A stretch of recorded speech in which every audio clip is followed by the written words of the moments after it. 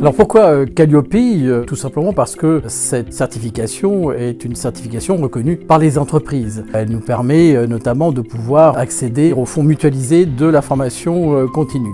Alors il faut savoir que la qualité à l'UTC est quelque chose que l'on pratique depuis longue date et par la force des choses. Par exemple, en ce qui concerne l'enseignement sup, nous sommes sous la surveillance, entre guillemets, de l'HCERS, donc qui est le Haut Conseil à la recherche et à l'enseignement supérieur, et qui vérifie que l'établissement met tout en œuvre pour assurer à ses publics des formations d'excellence. Et puis au niveau du diplôme d'ingénieur, l'établissement est contrôlé également par la commission des titres ingénieurs. Régulièrement, nous sommes, audités par la CTI. Ce projet, ça a été aussi l'opportunité de fédérer les équipes autour d'un projet commun, autour de la satisfaction client. On avait besoin que l'ensemble des collaborateurs s'impliquent dans le projet. Et c'était essentiel pour que ce projet y fonctionne. Les réponses demandées par le référentiel étaient précises et on avait besoin que chaque personne nous apporte des éléments de réponse. Calliope, c'est un référentiel national qualité qui reprend globalement le cheminement de la promotion faite aux clients des prestations à leur réalisation, tout en accent sur l'amélioration continue. Le critère 1, c'est le point d'entrée client. Dans ce premier critère, tout est fait pour lui mettre à disposition les éléments nécessaires et les précisions dont il a besoin pour s'inscrire à la bonne formation ou inscrire ses bénéficiaires à la bonne formation. Le chantier Calliope a été une opportunité pour la formation continue puisque ça lui a permis de s'interroger sur ses pratiques. Et notamment par rapport aux informations, nous avons fait un gros travail avec l'équipe de la direction de la communication, notamment sur le site internet, donc partie formation continue. Alors à ce titre, par exemple, pour être très concret, nous communiquons à présent sur les taux de satisfaction, les taux de réussite également de nos diplômes. Calliope nous a permis également de prendre conscience qu'il était important pour nos publics qui sont en situation de handicap de pouvoir trouver l'information la plus rapide possible concernant ce que peut proposer l'établissement pour les accueillir. Alors, derrière, bien sûr, il y a des aménagements de postes, mais ça peut être également des aménagements d'études. Le critère 2 nécessite de montrer comment le besoin du bénéficiaire est pris en compte, comment elle est adaptée à lui, comment elle lui est personnalisée, tout en étant en lien avec son entreprise. Je vais illustrer les propos de José. À l'UTC, lorsque nous travaillons avec les entreprises, eh bien, nous écoutons ce qu'elles nous disent, bien évidemment. Donc, on conduit des entretiens avec une écoute très active. Et à partir de cela, nous proposons notre solution formation. Derrière, on développe de l'ingénierie pédagogique.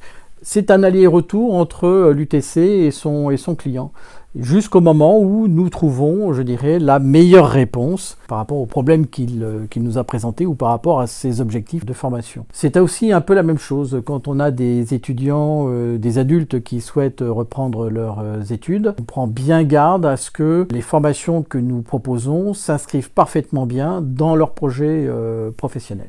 Le critère suivant, le critère numéro 3, il s'agit de démontrer l'accompagnement qui est fait tout au long de la prestation auprès des bénéficiaires. On trouve par exemple une procédure pour éviter les ruptures ou pour intégrer le bénéficiaire dans le monde socio-économique dans lequel il se destine. Pour illustrer ce qu'il vient d'être dit et pour poursuivre finalement l'exemple que je donnais précédemment s'agissant d'adultes en reprise d'études, bien évidemment quand on entreprend un cycle ingénieur arrivé à 30-35 ans, les études sont assez éloignées et bien sûr certains étudiants peuvent rencontrer en cours de parcours quelques difficultés d'apprentissage. Eh bien nous leur proposons des cours qui leur permettent de passer ces caps un peu difficiles pour les conduire jusqu'à la réussite. Le critère numéro 4 met l'accent sur les moyens fournis pendant toute la prestation. On parle des locaux, aux équipements spécifiques, la coordination avec l'ensemble des intervenants, ou encore les ressources pédagogiques disponibles. C'est aussi dans ce critère qu'est développée la partie sur le handicap, notamment avec le référent handicap, car le référentiel Calliope met beaucoup en avant tout ce qui a trait à l'accès aux formations pour les personnes en situation de handicap. Alors c'est à ce titre que nous avons mis sur la première page d'accueil de la formation continue de l'UTC l'accompagnement donc pour ces personnes qui sont en situation de handicap. Nous avons un bouton et ce bouton permet donc à ces personnes d'accéder à toutes les informations qui leur sont proposées, à tous les services que l'on peut mettre en œuvre pour les accompagner durant leur formation. Le critère 5, c'est le critère qui met l'accent sur la qualification et les compétences des personnels qui réalisent les prestations.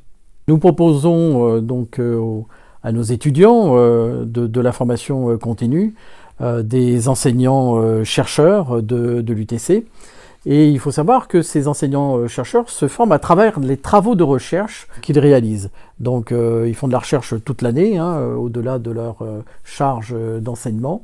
Et par conséquent, ça leur permet d'être toujours non seulement, je dirais, à la pointe sur les sujets, mais déjà aussi en avance sur ces sujets-là. Voilà. Par ailleurs, nous faisons aussi appel à des intervenants externes. Alors ces intervenants externes, nous les trouvons essentiellement à travers notre réseau de diplômés UTC. Donc généralement, ce sont des ingénieurs de nos différentes branches, différentes spécialités. Et ces personnes ont généralement une dizaine d'années d'expérience professionnelle. Donc ils sont non seulement des hommes et des femmes du métier, mais en plus, ils sont formés par les entreprises dans lesquelles ils ont des postes à responsabilité. Le critère 6, c'est l'investissement donc, de l'UTC par rapport à son environnement. Donc il s'agit essentiellement de veille, la veille légale et réglementaire sur le champ de la formation, la veille sur les métiers dans les secteurs enseignés, la veille sur les innovations pédagogiques et la veille aussi sur le handicap. Il est aussi à noter ici qu'il est important de s'assurer aujourd'hui que les intervenants extérieurs respectent les exigences essentielles du référentiel Calliope. Nous sommes dans un milieu, celui de la formation continue, qui a fortement évolué au cours de ces dernières années. Donc il importe pour nous d'être toujours au courant de ce qu'il se passe sur notre marché. Alors c'est la raison pour laquelle nous sommes abonnés à un certain nombre de revues ou de veilles, de systèmes de veille qui nous permettent d'être informés en permanence sur ce qu'il se passe dans notre environnement. Tout ça, ça nous permet de nous mettre en ordre de marche pour pouvoir proposer des formations qui puissent être, financées.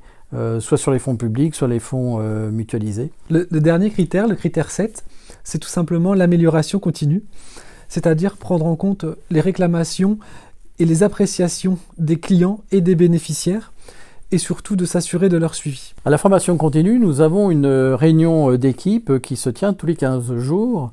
Et cette réunion, j'en profite pour faire systématiquement une revue qualité.